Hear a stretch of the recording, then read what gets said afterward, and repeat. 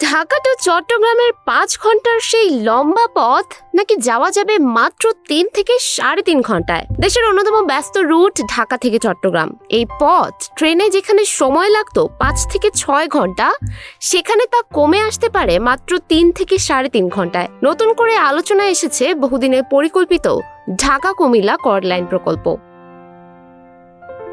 প্রস্তাবিত বাজেটে এই প্রকল্পের ঘোষণা দিয়েছেন আমির খসরু মাহমুদ চৌধুরী। রেলওয়ের তথ্য অনুযায়ী এই কর্ড লাইন বাস্তবায়িত হলে বর্তমান 320 কিলোমিটারের রেলপথ কমে প্রায় 80 থেকে 90 কিলোমিটার হয়ে যাবে। বর্তমানে ট্রেনগুলোকে কুমিল্লা, ব্রাহ্মণবাড়িয়া, ভৈরব, নরসিংদী হয়ে ঘুর পথে চলতে হয়, কিন্তু নতুন কর্ড লাইন চালু হলে ঢাকা, নারায়ণগঞ্জ, কুমিল্লা হয়ে সরাসরি সংযোগ তৈরি হবে।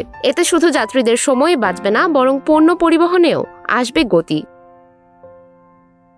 রেলওয়ে মহাপরিচালক মোহাম্মদ আফজাল হোসেন জানিয়েছেন, সম্ভাব্যতার সমীক্ষা ইতিমধ্যে সম্পন্ন হয়েছে এবং নারায়ণগঞ্জের শ্যামপুর থেকে কুমিল্লার লালমাই পর্যন্ত একটি পথরেখা প্রাথমিকভাবে নির্ধারণ করা হয়েছে। এই প্রকল্প শুধু যাত্রী পরিবহনেই সীমাবদ্ধ নয়। চট্টগ্রাম বন্দর, প্রস্তাবিত বে টার্মিনাল এবং মাতারবাড়ি গভীর সমুদ্র বন্দর এসব কেন্দ্র করে ভবিষ্যতের পণ্য পরিবহন ব্যবস্থার জন্য এটি অত্যন্ত গুরুত্বপূর্ণ অবকাঠামো হিসেবে বিবেচিত হচ্ছে। বর্তমানে পণ্যবাহী ট্রেনের এই পথ পাড়ি দিতে 12 থেকে 15 ঘন্টা সময় লাগে। ইঞ্জিন সংকট সহ নানা সমস্যায় পণ্য পরিবহন খাতেও স্থবিরতা দেখা দিয়েছে। কর্ড লাইন চালু হলে একই সময়ে আরো বেশি ট্রেন চালানো সম্ভব হবে, ফলে ব্যবসায়ীরা আবারও রেলপথে আস্থা ফিরে পেতে পারেন।